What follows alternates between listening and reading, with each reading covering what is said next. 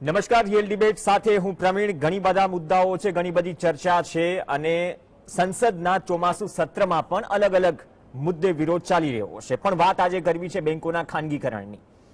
જે દેશમાં બેંકો ખાનગીકરણમાંથી રાષ્ટ્રીયકરણ તરફ વળી દાયકાઓ થયા, ફરીથી એવો સમય આવ્યો છે કે રાષ્ટ્રીય બેંકોનું ખાનગીકરણ થઈ રહ્યું છે અને થવા જઈ રહ્યું છે. મર્જર થઈ ઘણી બેંકો, પણ દાયકાઓ બદલાતા બેન્કિંગ સિસ્ટમ કેટલી બદલાય, અથવા તો ખાનગીમાંથી જ્યારે રાષ્ટ્રીયકૃત બેંકો થઈ, રાષ્ટ્રીયકરણ થયું બેંકોનું, એ બાદ દેશમાં શું બદલાવ આવ્યો અને વર્તમાન સ્થિતિ દેશની અર્થતંત્રની દ્રષ્ટિએ કે પછી બેંક સેક્ટરની દ્રષ્ટિએ શું એ તાતી જરૂર છે, અથવા તો એ કમી છે, અથવા તો એ શું સમય છે કે ફરીથી ભૂતકાળ તરફ ડોકિયું કરવું પડે, એટલે કે રાષ્ટ્રીયકરણમાંથી ફરીથી ખાનગીકરણ કરવું પડે. કેમ કે 2016-17માં દેશમાં કુલ 27 બેંક હતી. એકત્રીકરણની મદદથી જે મર્જર થયું, 12 બેંકો થઈ. હજુ અહેવાલ છે, આજકાલ બેંકોના ખાનગીકરણનો મુદ્દો જોરશોરથી ચર્ચાઈ રહ્યો છે અને નીતિ આયોગે પણ સેન્ટ્રલ બેંક ઓફ ઇન્ડિયા અને ઓવરસીઝ બેંકનું ખાનગીકરણ કરવાનું સૂચન કર્યું છે. પહેલા ઇન્ડિયન બેંક અને બેંક ઓફ બરોડાનું ખાનગીકરણ થઈ શકે. પણ આ તમામ ચર્ચાઓ વચ્ચે દાયકાઓ બાદ શું બદલાયું બેન્કિંગ સેક્ટરમાં, અથવા તો શું જરૂર પડી? કેમ કે એનપીએની ચર્ચા પણ આપણે કરતા રહીએ છીએ. ઘણા બધા નામો હજુ તો બહાર છે, હજી આવ્યા નથી. ઘણી બધી એક્શન અને કાર્યવાહી પણ થઈ, પણ આખરે હાથ શું લાગ્યું, અથવા તો બેન્કિંગ સેક્ટર કઈ સ્થિતિમાં છે, એ ચર્ચા કરવી જરૂરી છે. આ ચર્ચામાં આપણી સાથે 3 ખાસ મહેમાન જોડાશે. સ્ટુડિયોમાંથી આપણી સાથે ડોક્ટર હાર્દિકભાઈ બ્રહ્મભટ્ટ જોડાશે, અર્થશાસ્ત્રી તરીકે. ડોક્ટર જયનારાયણભાઈ વ્યાસ પણ આપણી સાથે જોડાઈ ચૂક્યા છે અને એમ્બેસેડર ડોક્ટર કેતનભાઈ શુક્લા પણ આપણી સાથે જોડાઈ ચૂક્યા છે. ત્રણેયનું સ્વાગત છે. વ્યાસ સાહેબ, આપથી શરૂઆત કરીએ, થોડા ફ્લેશબેકમાં જઈએ. કેમ કે પૂર્વ વડાપ્રધાન ઇન્દિરા ગાંધીએ બેંકોનું રાષ્ટ્રીયકરણ કર્યું અને એ બાદ અને એ પાછળની જે દલીલો હતી કે ગ્રામ્ય વિસ્તાર જેને બેંકોનો ખાસ લાભ મળતો ન હતો એ સમયે, અને એના કારણે કૃષિ અને અન્ય પ્રાથમિક ક્ષેત્રો જે છે તેને ધિરાણ મળતું ન હતું. બેન્કિંગ સેવાઓ માત્ર મુઠ્ઠીભર જે મૂડીવાદીઓ છે તેમની જ સેવાઓમાં લાગેલી હતી. તે બહાના હેઠળ બેંકોનું રાષ્ટ્રીયકરણ થયું અને તેનાથી નાણાપ્રધાન એ સમયના મોરારજી દેસાઈ, જેમને વિશ્વાસમાં નહોતા લીધા, તેમને પોતાના પદ પરથી રાજીનામું પણ આપ્યું. તો આ સમગ્ર પ્રક્રિયા ભૂતકાળ કેમ ખાનગીકરણમાંથી રાષ્ટ્રીયકરણ થયું બેંકોનું, અને અત્યારે જે સ્થિતિ ચર્ચાઈ રહી છે, કેમ આપણે ફરીથી રાષ્ટ્રીયકરણ તરફથી ખાનગીકરણ તરફ જઈ રહ્યા છે અમુક બેંકો માટે?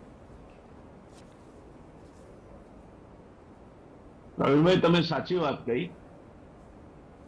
જ્યારે ઇન્દિરાબેને બેંકોનું રાષ્ટ્રીયકરણ કર્યું ત્યારે એક કકરે 2 પક્ષી માર્યા. એમણે બેંકોને તો સરકારના કાબુ હેઠળ લીધી જ, પણ એમના જ નાણામંત્રી, કોંગ્રેસના એક કદ્દાવર નેતા, અત્યંત અનુભવી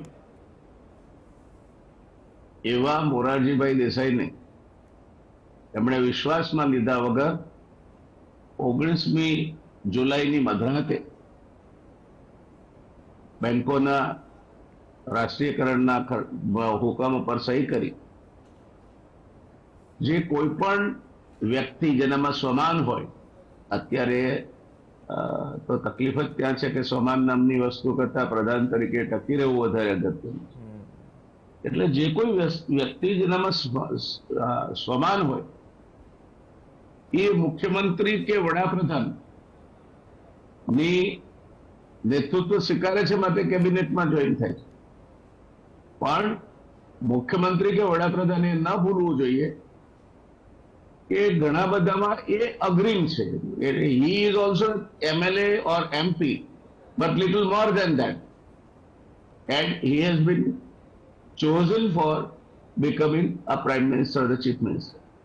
આ ભાવનાને બદલે સૌથી સંપીને, સૌને વિશ્વાસમાં લઈને, પોતાના કેબિનેટ મિનિસ્ટરને પણ બાજુમાં મૂકીને ઇન્દિરાબેને જયારે નિર્ણય લીધો ત્યારે એમને પણ ખ્યાલ હશે. હું નથી માનતો ઇન્દિરાબેન રાજકારણના અથંગ ખેલાડી હતા. એમને પણ ખ્યાલ હશે કે મોરારજીભાઈ આ સહન નહીં કરે, અને બરાબર એમ જ થયું.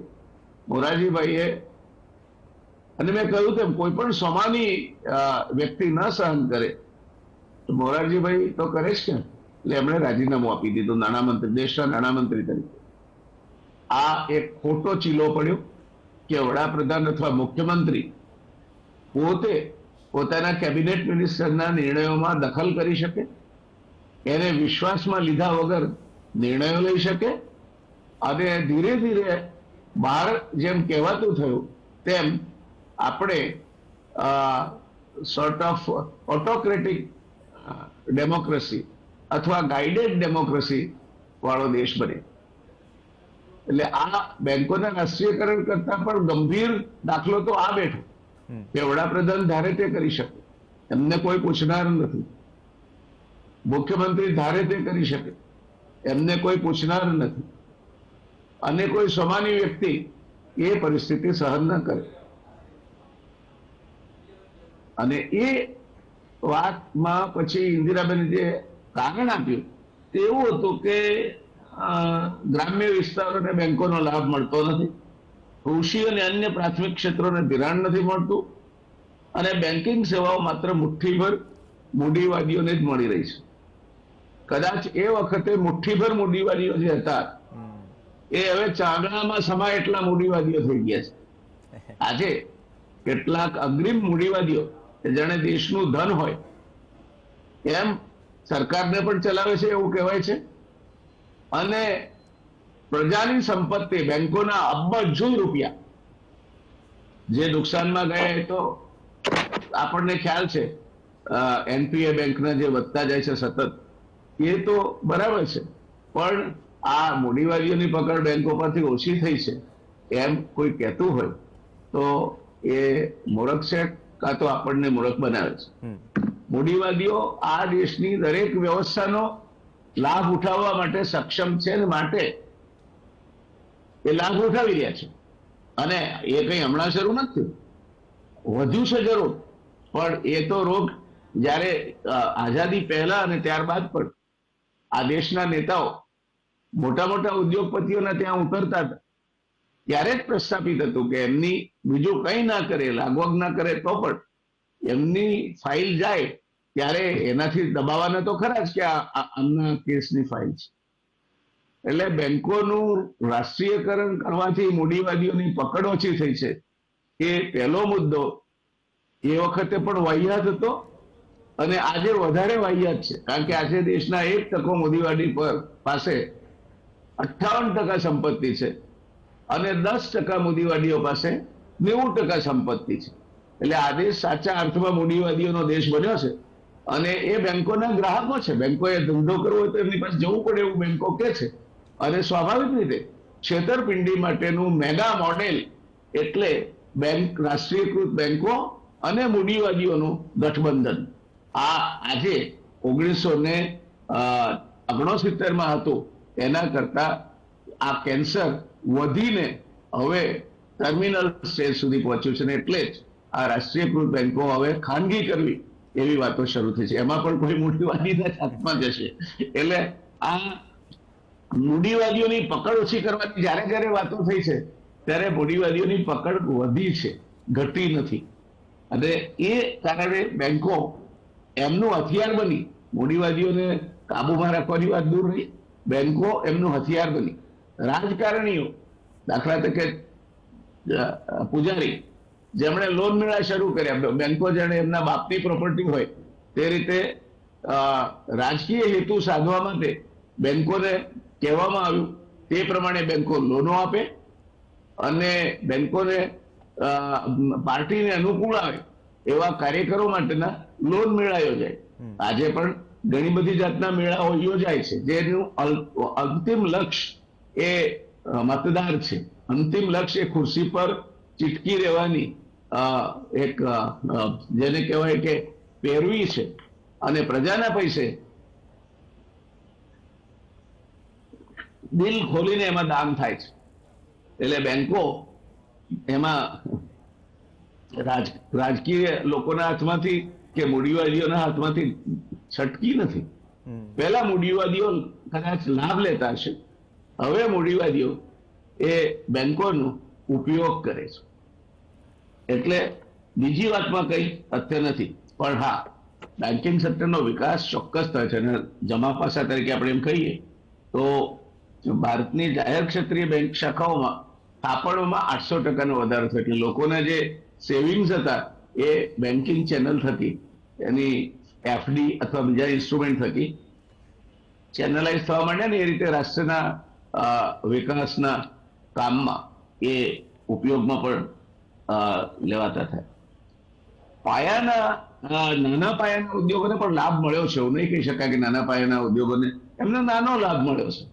પહેલા 6% લોન અને લાભો બેંક નાના પાયાના એકમોને મળતા હતા. એ વધીને 1973માં 12% થયો, અને આજે કદાચ 20% ઉપર છે. ભારતમાં બેન્કિંગ સેક્ટરનો વિકાસ 1969 થી આજ સુધી અનેક ગણો થયો છે. 1969માં બેંકોની સંખ્યા 89 હતી, આજે વધીને 147 થઈ છે. બેંકોની શાખાઓ 8,262 હતી, તે 17 ગણા કરતા વધારે વધીને 1,41,756 થઈ છે. ગ્રામ્ય શાખાઓ 1,833 હતી, તે 27 ગણા કરતા પણ વધુ વિસ્તરીને 50,081 થઈ છે. માત્ર 4,646 એટલે 4,646 કરોડની ડિપોઝિટમાં 2392 ગણો વધારો થઈ આજે 1,11,11,400 જેટલી ડિપોઝિટ બેંકો પાસે પડી. સૌથી વધુ લાભાર્થી કૃષિ ક્ષેત્રને જે ધિરાણ મળતું હતું એમાં 1286 ગણો વધારો થયો, 10,30,215 કરોડનું થયું છે. અને વ્યક્તિગત લોન 190.98 કરોડમાંથી 99 ગણીને વધીને 19,08,469 થયું છે. ઉદ્યોગોને મળતું ધિરાણ આ જ ગાળામાં 883 ગણું વધ્યું, અને વ્યાપારને મળતું ધિરાણ આ ગાળામાં 566 ગણું મળ્યું. 1969માં ભારતનો જીડીપી 43,298 કરોડ હતો, જે 339 ગણો વધીને 2021-22ના અંતે 147.4 લાખ કરોડ થયો. આમ આ બધી બાબતોમાં બેંકોનો, રાષ્ટ્રીયકૃત બેંકોનો ફાળો છે, એ વાત આપણે નોંધવી જોઈએ. તો રાષ્ટ્રીયકૃત બેંકોમાં પરિસ્થિતિ બગડી કેમ? એના બે કારણો છે. એક, નાલાયક અને જેને કહી શકાય કે સંપૂર્ણપણે પોતાની નિષ્ઠાને, પ્રામાણિકતાને વ્યાજે મૂકીને બેંકોને ફોલી ખાતા મોટા ધનપતિઓ. આપણે આજે ઘણા નામો જાણીએ છીએ, મારે કોઈને નામ દઈને મોટા નથી કરવા, પણ આ ધિરાણના આંકડા બધા કયા, એની સરખામણીમાં લાખો કરોડનું ધિરાણ આ મોટા મગરમચ્છો ખાઈ ગયા છે. અને ખાઈ જઈને એમને કોઈ તકલીફ નથી પડી. એ તો એમની વિલા હોય કે એમનો રેન્ચ હોય કે ફાર્મ હાઉસ હોય, વિદેશમાં મજા કરે છે. સહન કરવાનું આવે છે, આ દેશના મધ્યમ વર્ગને સહન કરવાનું છે. અને આ કરવાનું કારણ, જેમ માર્ક તલીએ કહ્યું હતું, નેતા બાબુરાજ, એમ હું ચોક્કસ કહીશ કે હવે તો સેન્ટ્રલ બેંકમાં પણ ગવર્નર એ કઈ ભળતું સળતું જ જ્ઞાન ધરાવતા અને અનુભવ વગરના નિમાતા થઈ ગયા છે. બેંકોમાં ચેરમેન અને ડિરેક્ટરોના આપણે ખાતા ખોલીએ તો એમનો અનુભવ કેટલો એ પદ માટે તે બહાર આવે છે. અને એ એટલા માટે થાય છે કે રાજકીય હસ્તીઓને એમની સાથે ચેડા કરવાની, રમત કરવાની અનુકૂળતા આવે છે. એટલે આ મોટી લોનોમાં કોઈ મોટા માથાની ભલામણ લઈને કોઈ જાય બેંકમાં તો જ પત્તો ખાય, નહીં તો કોઈ મોટું માથું લાયઝનિંગ કરતું હોય એના થકી કોકના હથેળીમાં ગ્રીસ ચોપડાય તો પત્તો ખાય. એટલે એક, આ બેંકોને ફોલી ખાવામાં મોટા ધનપતિઓનો અને મોટી લોનો લેનારનો બહુ મોટો ફાળો છે. અને એટલે બેંકોના જેને કહેવાય નોન એનપીએ પણ 10% ઉપર ચાલ્યા ગયા છે. બીજી, બેંકોમાં યુનિયનબાજી ચાલુ થઈ, તે એના માટે જવાબદાર છે. બેંકોમાં એક સમય તો એવું કહેવાતું હતું કે OT is roti and salary is saving. એટલે બધા ઓટી પર જ કામ કરે, જો ઓટી ના મળે તો કામ નહીં કરવાનું. હવે વોલન્ટરી રિટાયરમેન્ટમાં સારા માણસો બેંકો છોડી જાય છે અને પાછળ રહે છે, એમને કામની ફાવટ નથી. પરિણામે ગ્રાહક બિચારો ગોદાયો છે, એટલે ત્યાંથી હટીને એ ખાનગી બેંકો તરફ જાય છે.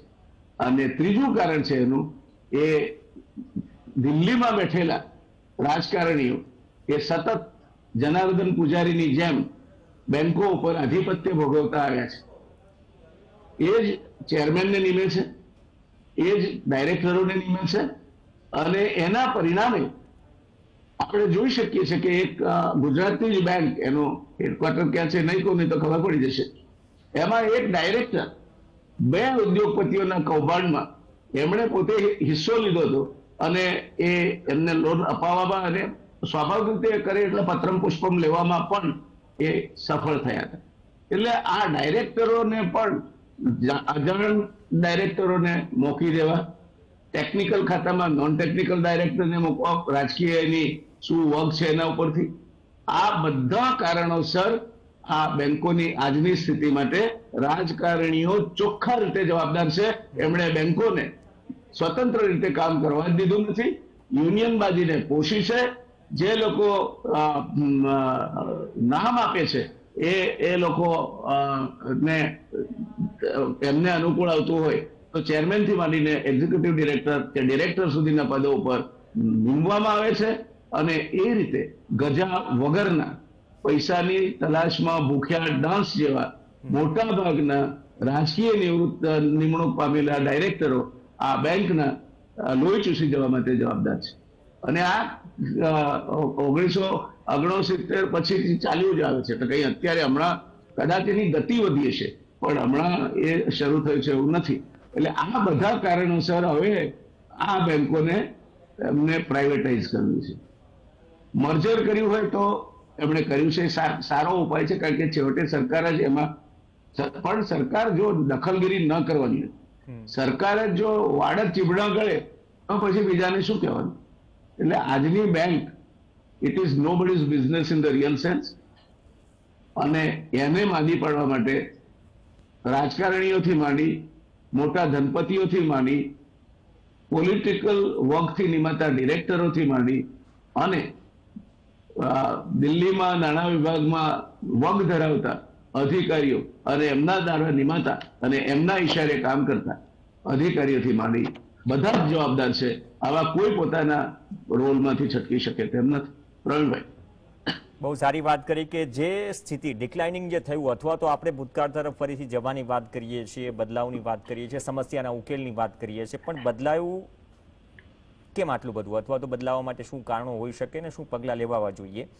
એક બ્રેક માટે રોકાઈશું અને આ એપ્રોચ પર જ વાત કરીશું કે ખાનગીકરણનું ચલો રાષ્ટ્રીયકરણ થયું, પરંતુ એ સમયે જે બેંકોની ટીકા થતી હતી એમાં કેટલો બદલાવ થયો.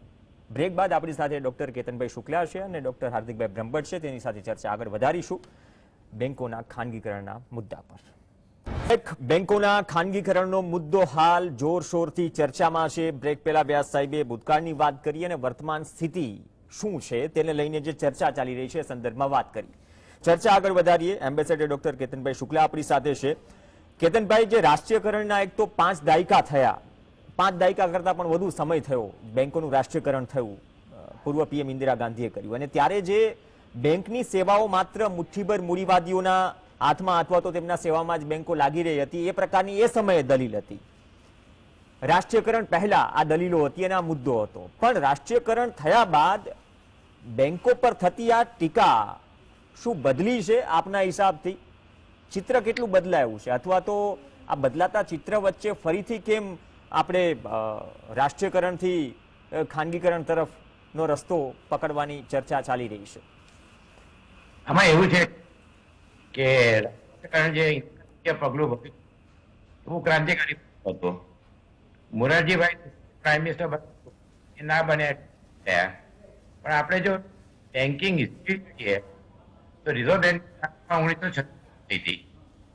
1936 થી આઝાદી સુધીમાં 200 બેંક થઈ હતી અને 665 બેંક 1969 ફેલ થઈ. એટલે 15 બેંક ફેલ થઈ, ડિપોઝિટરોએ એમના બધા ગુમાવ્યા. 1969 થી અત્યાર સુધીમાં 39 બેંક ફેલ થઈ છે. એટલે આપણે જોઈએ કે રાષ્ટ્રીયકરણ કરવાથી જે લોકો, ગરીબ લોકો કે જે લોકોએ મૂડી બેંક મૂકી હતી, એમને એક બહુ મોટો ફાયદો થયો. કારણ કે જયારે બેંક તૂટી ગઈ એ લોકો માટે ખૂબ જ જે કહેવાય કે ભયંકર પરિણામ આવ્યા. એક કાણી પછી પણ એ લોકોને મળી નહીં. જયારે ગવર્મેન્ટની ઓનરશીપ હોય એક સોવરેન ગેરંટી મળતી હોય છે કે જેને અંદર લોકોમાં એક જે વિશ્વાસ હોય. આજના દિવસમાં બી લોકો પ્રાઇવેટ બેંક કરતા ઓછા વ્યાજ મળતા હોવા છતાં ગવર્મેન્ટ પબ્લિક સેક્ટર બેંકમાં પૈસા મૂકવાનું પસંદ કરે છે. હવે આપણે જોઈએ કે આમાં પ્રાઇવેટ બેંક એ આખા વિશ્વમાં આ એક પ્રાઇવેટ બેંકનો પ્રોબ્લેમ છે. કારણ કે જે આપણે કહેવાય કે સિક્કાની બે બાજુ છે. Grass is greener at the other side. એટલે આપણે દૂરથી કણિયાનું લાગે પણ 2004માં ગોબર્ટ આપણે ઇન્ડિયામાં ફેલ થઈ હતી. હાલમાં રિઝર્વ બેંકે લક્ષ્મી વિલાસ બેંક અને યસ બેંકને કેપિટલ મૂકી. એ કેપિટલ ક્યાંથી આવી? ટેક્સ પેયરના પૈસા છે. એટલે આના જે કહેવાય કે શરૂઆતના સ્ટેજમાં જયારે ભારત આઝાદ થયું તો રાષ્ટ્રીયકરણ ખૂબ થયું. બેંકોએ ખૂબ જે કહેવાય આપણા દેશમાં જે કરપ્શન છે જે જયનારાયણભાઈ વિશ્રુતે સમજાયું એ દરેક ફિલ્ડમાં છે. એમની જે કામગીરી છે આપણે પ્રશંસનીય કહી શકાય. અત્યારે જે પ્રધાનમંત્રીની જે યોજનાઓ છે જનધન અને એ બધી એ પણ અત્યારે પબ્લિક બેંકની ડિજિટલમાં જે પણ પૈસા થાય છે બધી જ વસ્તુ રાષ્ટ્રીયકૃત બેંકો દ્વારા થાય છે. રાષ્ટ્રીયકૃત બેંકોનો એક બીજો ફાયદો એ થયો કે જે જયંતે કહ્યું કે રૂરલ એરિયામાં કોઈ પણ પ્રાઇવેટ બેંક ખોલવાનો પ્રયત્ન કરે નહીં. ગરીબ અને મધ્યમ વર્ગના લોકોને ઉદ્યોગો માટે અને સાથે સાથે વિદ્યાર્થીઓને લોન. અત્યારે અમેરિકામાં મોટા ભાગના CFO CEO છે ફોર્બ્સમાં, 40% ડોક્ટર છે, 30% નાસામાં છે. એમાંના મોટા ભાગના લોકો બેંકમાંથી લોન લઈને અમેરિકા ગયા હતા. જે કહેવાય કે એનો પર્પઝ હતો જે ચાઇનાનો જે ગ્રોથ થયો છે અને એ અત્યારે કેસ સ્ટડી ચાલે છે આખી દુનિયામાં. એ મોડલ તો એ મોડલ હતું એમાં પણ ચાઇનાની બેંકોએ એગ્રીકલ્ચર, ટેકનોલોજી, IT એટલે આખું જે મોડલ છે એશિયન મોડલ એની અંદર સરકારી બેંકોનો ભાગ બહુ મહત્વ રહેતો હોય છે. અને વેસ્ટર્ન મોડલ કે અમેરિકાનું મોડલ આપણે સ્ક્વેર પેગમાં વર્તુળ મૂકવા જઈએ એના જેવું થાય. છેલ્લા 17 થી 3,321 બ્રાન્ચ બંધ થઈ ગઈ છે. અને જે કહેવાય કે ગરીબ લોકો એટલે પર્પઝ હતો કે વીકર સેક્શન રૂરલ એરિયા એ મને લાગે છે કે રાષ્ટ્રીયકૃત બેંકોએ સર્વ કર્યો છે. જે એમની એફિશિયન્સી હોવી જોઈએ ઓછી રહી એનું કારણ 3 છે. ખાલી આપણે પોલિટિશિયન સાથે સાથે બેંકના જ માણસો બીજા બ્યુરોક્રેટ એટલે આ જે ત્રણેય જણ છે એ લોકો આમાં એવું નથી કે ભારત દેશમાં કોઈ વસ્તુ સારી થઈ જ ના શકે. પણ આપણા રિઝર્વ બેંકના અત્યારના જે ગવર્નર છે એ ઇતિહાસના ગ્રેજ્યુએટ. તો એવી રીતે આ રીતના વિશ્વ સમજાવ્યું ડાયરેક્ટરની નિમણૂક ખાતે તો જે એક્સપર્ટ હોવા જોઈએ એ વેસ્ટર્ન કન્ટ્રી અને અમેરિકામાં આવી રીતની પરિસ્થિતિ હોતી નથી. જે ડાયરેક્ટર હોય છે એની લીધે પ્રોબ્લેમ ધીમે ધીમે વધતો ગયો. આમાં એવું છે કે કેન્સર જેવું છે એકવાર શરૂ થાય પછી આગળ વધતું જાય. કોઈ પગલા ના લો તો પરિસ્થિતિ ગંભીર થાય. છતાં પણ અત્યારે 65% કોમર્શિયલ બેંક ડિપોઝિટ અને 70% જે ઇન્ડિવિજ્યુઅલ બેંક ડિપોઝિટ છે એ બેંક પાસે છે. હવે એમને પ્રાઇવેટ કેમ કરવું પડે? તો પ્રશ્ન ગંભીર થવાનું કારણ એક જ છે. NPA 7 લાખ કરોડનું રિટર્ન ઓફ થયું છે 2016 થી 2021 સુધીમાં. અને એમાં કાયમ ઘણી વાર એટલે કાયમ કહેવામાં આવે છે કે પૈસા પાછા આવશે પણ ખાલી 86,000 કરોડ રૂપિયા પાછા આવ્યા છે. એટલે આને લીધે એક જે કહેવાય કે પબ્લિક સેક્ટર બેંકને આપણે દોષ આપી શકીએ પણ એ દોષ આપવામાં એ જોવું જોઈએ કે જે NPA આટલું બધું વધી ગયું ખાલી 5-7 વર્ષમાં જેને બહુ મોટો ભાગ બચ્યો અને એ NPA રાઇટ ઓફ કરવાથી જે બેંકોમાં $66 બિલિયન નું 2011 થી 2021 સુધીમાં કેપિટલ ઇન્ક્રીઝ કરવી પડી. બેંકોનું માર્કેટ વેલ્યુએશન ખૂબ જ ડાઉન થઈ ગયું. અને પર્ટિક્યુલરલી જે કહેવાય કે મોટાભાગની બેંકોની પ્રોફિટેબિલિટી ઘટી ગઈ. છતાં પણ આ વર્ષે 100% પ્રોફિટમાં વધારો થયો છે. ને આજે નેટ પ્રોફિટ હતો 66,000 કરોડ એટલે જે કહેવાય કે 100% વધારો થયો છે. આમ સારી વસ્તુ કહી શકાય. હવે આપણે જોવા જઈએ કે આને હવે પ્રાઇવેટ કરવાની જરૂર શું પડી છે? તો સરકારની જે આપણા પૈસા છે એમણે 8 લાખ NPA રીકેપિટલાઇઝિંગ કર્યું. તો હવે એ પૈસા જયારે તમારી પાસે ખૂબ હોય ત્યારે તમે પૈસા વાપરી શકો. પણ અત્યારે પરિસ્થિતિ એવી છે કે ભાડાના વાંચી લખાડીને ડામ જેવું છે. પ્રાઇવેટ બેંક માટે એક આર્ગ્યુમેન્ટ થાય છે કે રિસોર્સિસ એફિશિયન્ટ રીતે વપરાય, પ્રોફિટ મેક્સિમમ થાય અને હેલ્ધી જે કહેવાય કે કોમ્પિટિશન થવાથી લોકોને ફાયદો થાય, પોલિટિકલ અને એક્સટર્નલ ઓછી થઈ જાય, અને જે ઓનરશિપ છે એ પ્રાઇવેટ સેક્ટર અથવા તો કન્સોર્ટિયમને આપવામાં આવે. પણ આમાં પણ આપણે જોયું છે કે 2008માં લેમાન બ્રધર અને બિયર્ડ જે આખી દુનિયામાં જે 200 બેંકોની તૂટી ગઈ અને એમાં એની અંદર જે પ્રાઇવેટ બેંકમાં નુકસાન થયું એમાં ઘણી મોટા ભાગના મ્યુનિસિપલ કોર્પોરેશન, હાર્વર્ડ, સ્ટેનફોર્ડ જેવી યુનિવર્સિટી, પબ્લિક મની બધાના પૈસા ડૂબી ગયા. અને એટલે એક વસ્તુ એવી છે કે જે આપણે ઇન્ફ્લુઅન્સ ગણીએ છીએ પણ પ્રાઇવેટ સેક્ટરમાં જવાથી ટ્રાન્સપરન્સી ઓછી થઈ જતી હોય છે. કન્ઝ્યુમર એટલે એમની જે કોસ્ટ હોય છે વધશે. અને બીજી એક વસ્તુ છે કે પ્રાઇવેટ પ્લેયર જે જયનાથભાઈ કહ્યું એ માર્કેટમાં આવે તો એ લોકોની એક મોનોપોલી એટલે ઓલિગાર્ક કે જે આપણે અત્યારે પરિસ્થિતિ છે તો એ પરિસ્થિતિનો એક મોટો પ્રોબ્લેમ ઉભો થાય. હવે આ પ્રાઇવેટાઇઝ કરવાના લખ્યું હતું 2022ના બજેટમાં 2 બેંક કરવાનું લખ્યું હતું અને એમાં એક ગવર્મેન્ટે ઓડિટ ક્લિયર કર્યું હતું. એટલે મને લાગે છે કે મોન્સૂન સત્રમાં એક બિલ આવશે કે જે banking acquisition and transfer undertaking act 1970 જે ઇન્દિરા ગાંધીએ કર્યું હતું અને 1980 એક્ટની અંદર સુધારો થશે કે જેથી 51% જે સરકારે પબ્લિક સેક્ટરમાં રાખવા જોઈએ એ ઘટી જશે અને પ્રાઇવેટ વાળા જે 26% જ રાખી શકતા હોય એ 26 થી કેટલું વધારે છે એ હવે આપણે વિચારવું છે. 4 બેંકના નામ બોલાય છે: bank of India, Indian overseas bank, central bank of India, bank of Maharashtra. અમુક બેંકોના શેરમાં ભાવ વધવા માંડ્યા છે ઓલરેડી. એટલે નીતિ આયોગે સેન્ટ્રલ બેંક ઓફ ઇન્ડિયા અને બેંક ઓફ મહારાષ્ટ્ર કહ્યું છે પણ બેંક ઓફ ઇન્ડિયાના ચાન્સીસ દેખાય છે. હવે આમાં એક બીજી ગંભીર વસ્તુ એ છે કે જે આપણી national council of applied and economic research છે એના આપણે પનગડિયાને સૌ જાણે છે ને ગુપ્તા, એ લોકોએ પ્રપોઝલ મૂકી છે કે સ્ટેટ બેંક ઓફ ઇન્ડિયા સિવાય બધી બેંકોને પ્રાઇવેટ કરી નાખવી જોઈએ. કારણ કે જેટલા એમના પરફોર્મન્સ ઇન્ડિકેટર છે એ સારા નથી.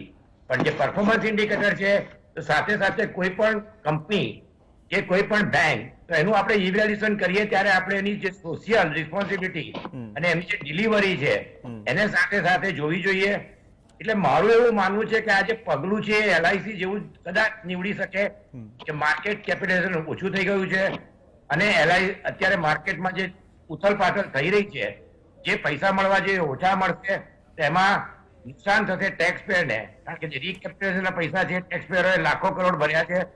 અને બીજી વસ્તુ એ છે કે આની અંદર જે પ્રાઇવેટાઇઝેશન થશે એ કેવી રીતે કરશે? એક સિંગલ બાયરને આપશે, કોન્સર્ટિવ બાયરને આપશે, પહેલા 15% કરશે, પછી 50% કરશે. એટલે આજે પરિસ્થિતિ જે જોઈએ એટલી ક્લિયર નથી.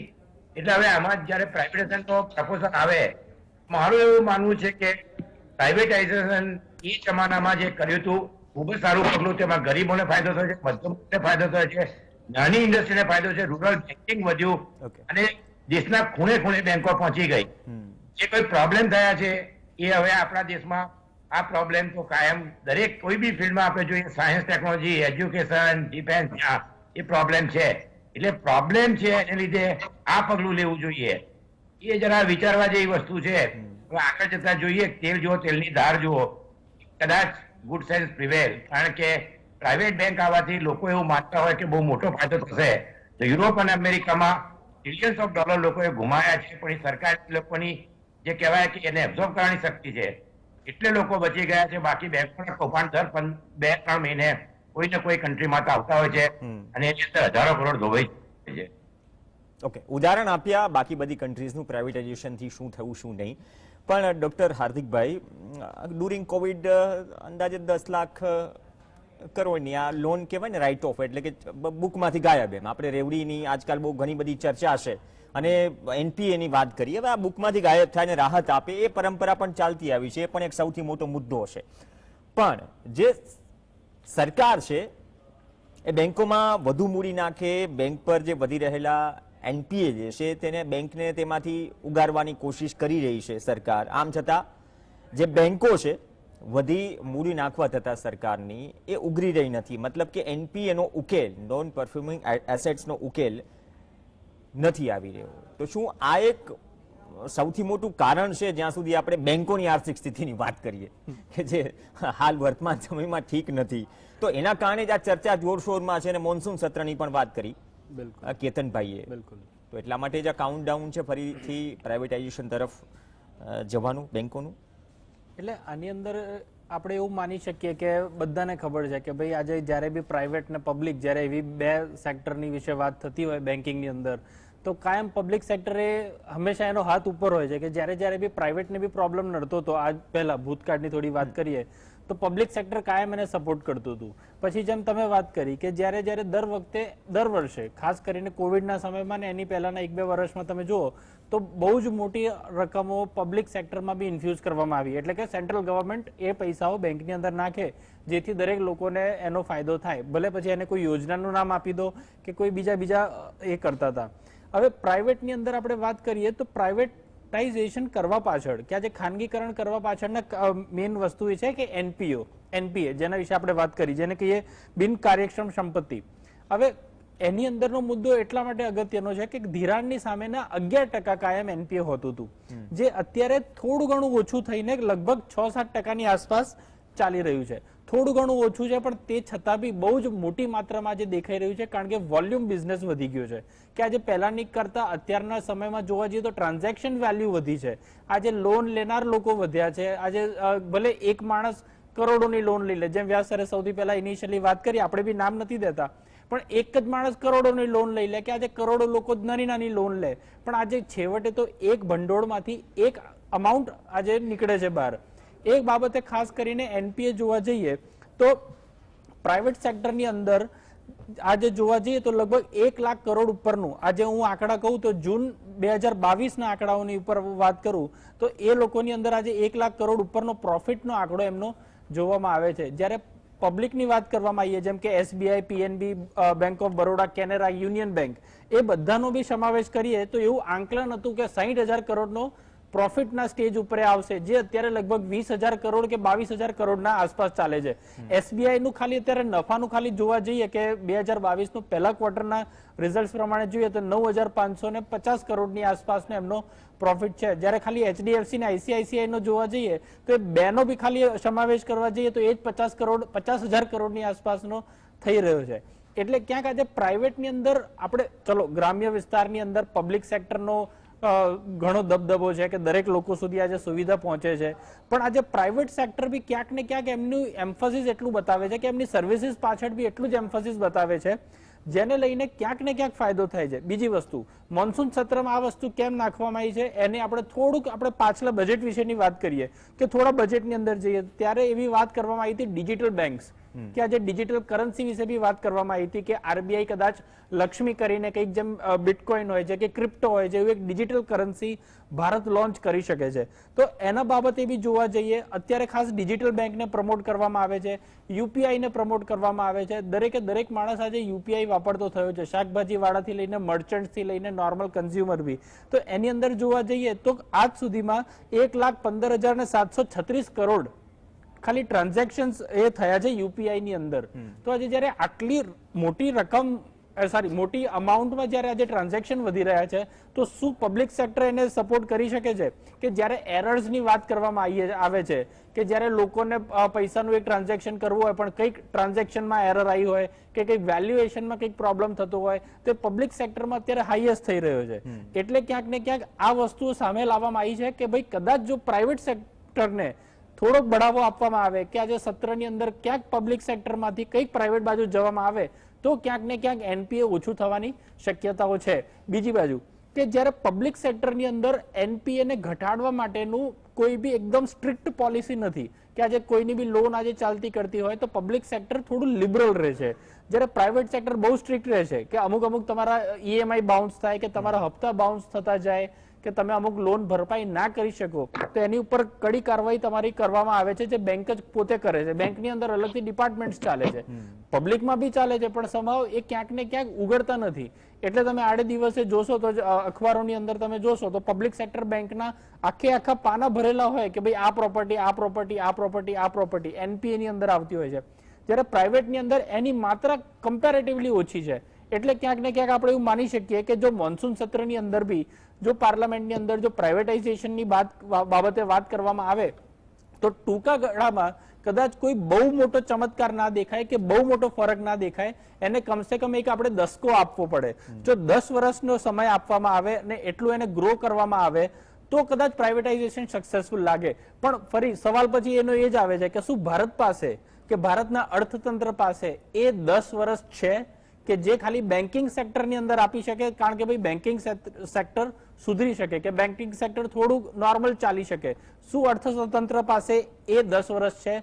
જો 10 વર્ષ છે તો પછી કોઈ વાંધો નથી, પણ જો 10 વર્ષ નથી કે 10 વર્ષ બહુ જ કિંમતી છે તો એક વર્ષની અંદર કે એક વર્ષની અંદર બી ક્વાર્ટર ટુ ક્વાર્ટર બી આજે જોવા જઈએ તો એનું બહુ જ આંકલન બહુ જ સાચવીને કરવું પડે અને પગલા સાચવીને ભરવા પડે. નહીતર કદાચ એવું થઈ શકે કે જે અપેક્ષા સાથે પ્રાઇવેટાઇઝેશનની વાત થાય છે એના કરતા રિઝલ્ટ ઊંધું આવે કે જે એનપીએ અત્યારે થોડું ઘણું બી સુધરતું પોઝિશનમાં થોડું ઘણું જઈ રહ્યું છે એ એક્ઝેક્ટલી ઊંધું થાય કે ડબલ થઈ જાય.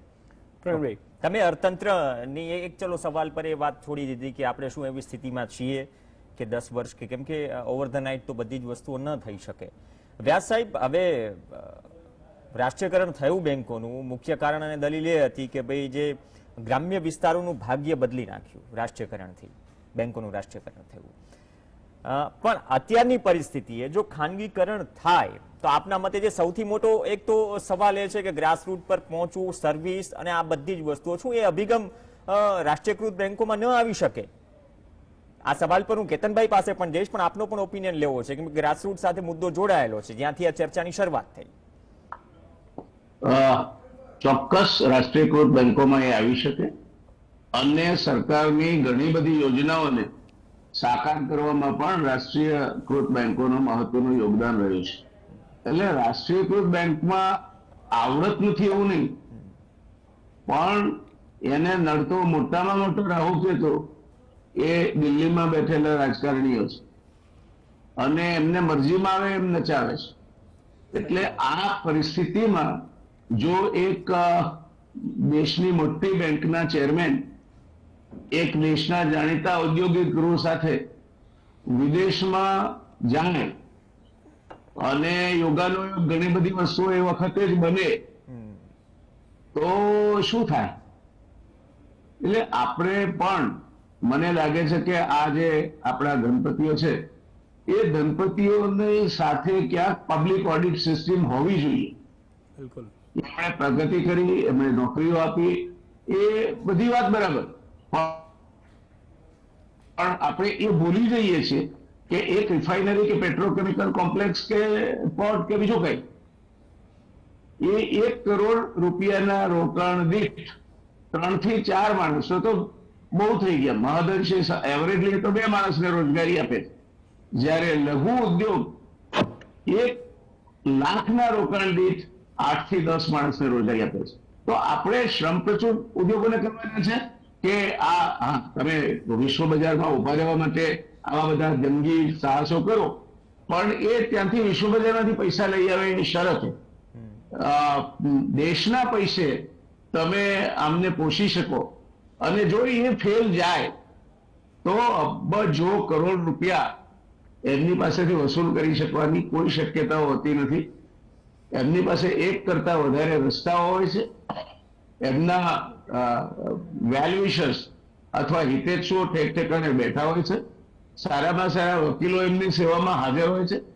અને પેલો જો સ્મોલ સ્કેલ ઇન્ડસ્ટ્રી વાળાના ઓવરડ્યુ હોય 1 ક્વાર્ટરમાં તો બેંકના અધિકારીઓ એનું તેલ કાઢી નાખે. એના ત્યાં જઈને એને એટલું બધું મેન્ટલ ટોર્ચર કરે કે પેલો માણસ ઘણી વાર તો આપઘાત કરવા પ્રેરાય. એટલે આ પરિસ્થિતિમાં ગ્રામ્ય અને કૃષિ 2 ક્ષેત્રને બેન્કિંગ ફળ્યું છે, એમાં કોઈ ના. The nationalized banks have done their job. પણ એ ક્યારે થયું? એમને તક મળી ત્યારે.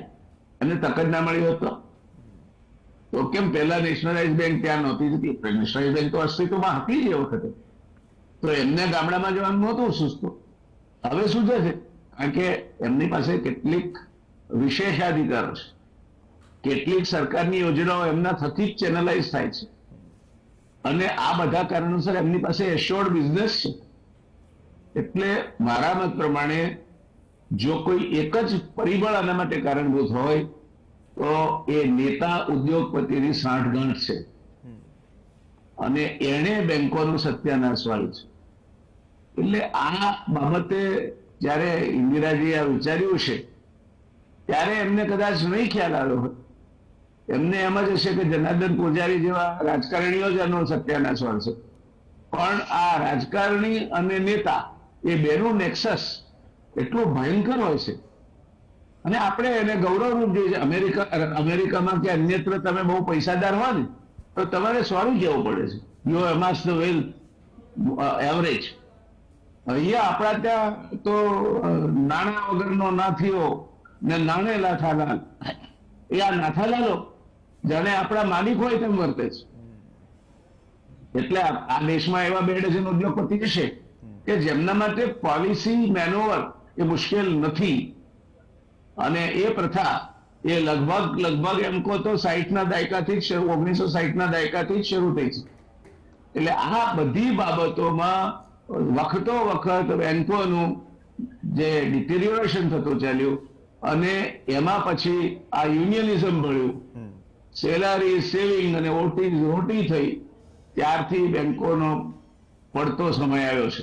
હવે આજે સક્ષમ જે માણસો છે એમના ઉપર લોડ વધારે આવે છે એટલે વીઆરએસ લઈ લે છે અને બાકી રહ્યા એમના હવાલે બેંક છે. તો એમાં કેટલાક સારા માણસો પણ હશે, આપણે એવું નથી બધા જેવા છે, પણ મહદઅંશે આપણે ઘઉં ચાળીએ અને મોટી સાઈઝના કાંકરા હોય તો એ ઉપર એ ચાળણીમાં. એમ આ પરિસ્થિતિમાં કેટલા દક્ષ છે અને કેટલા કાર્યદક્ષ છે એ બે જોવું પડે. બેંકોમાં પણ જેને કહી શકાય કે લાંચ રૂશ્વત એ ખૂબ જ ફૂલી ફાલી છે. આજે જ્યાં સુધી તમે કોઈની રાગોગ નહીં લઈ આવો અથવા તો કંઈક મોટી રકમની નવાજશ ના કરો ત્યાં સુધી મહદઅંશે તમારા કામ થતા નથી. એટલે બેંકર તમારા ઘેર આવીને તમારું કામ કરી આપે છે એવી કોઈ પેલામાં રહેવા જેવું નથી.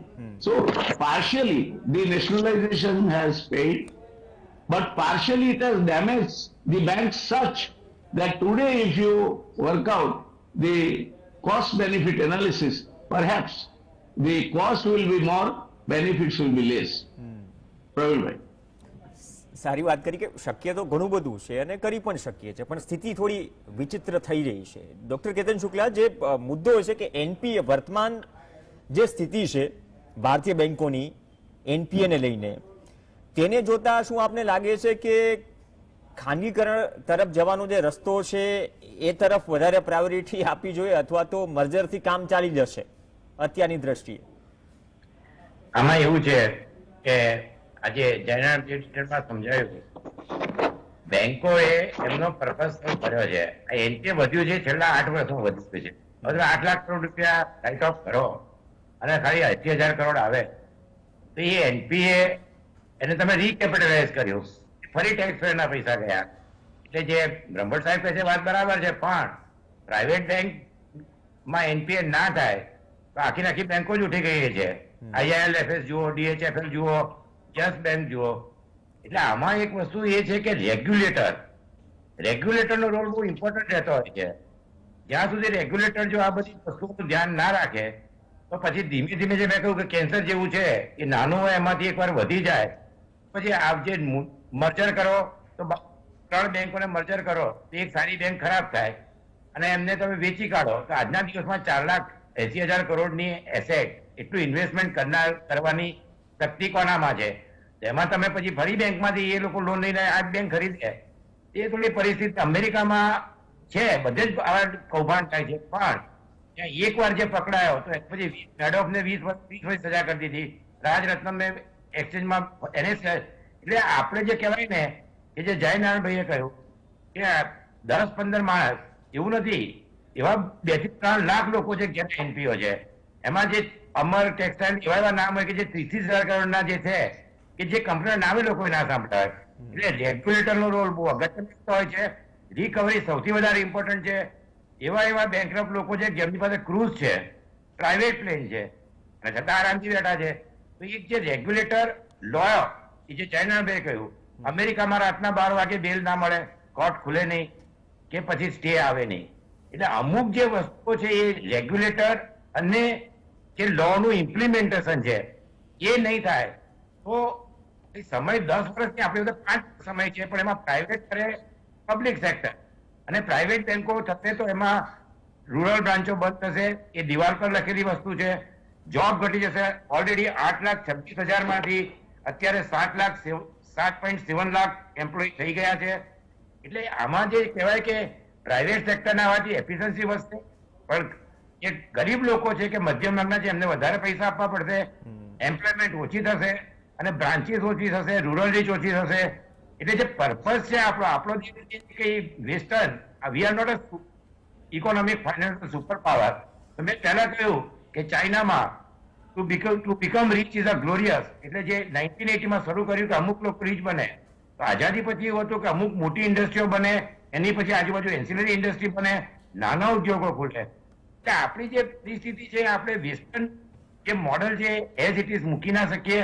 એટલે મિડલ ક્લાસ જે બુદ્ધિઝમમાં કહે છે એ મધ્યમ માર્ગ ઉઠાવવો જોઈએ કે સારી બેંકોને સરકારે ચાલુ રાખવી જોઈએ અને પ્રાઇવેટાઇઝમાં એ લોકોને રેગ્યુલેટરે ખૂબ જ સારું ધ્યાન રાખે. બાકી તો DHL, IRFS જોયું છે કે ભાઈ કેટલા હજારો કરોડ રૂપિયાનું આડું અવળું થઈ ગયું, ખબર યસ બેંક.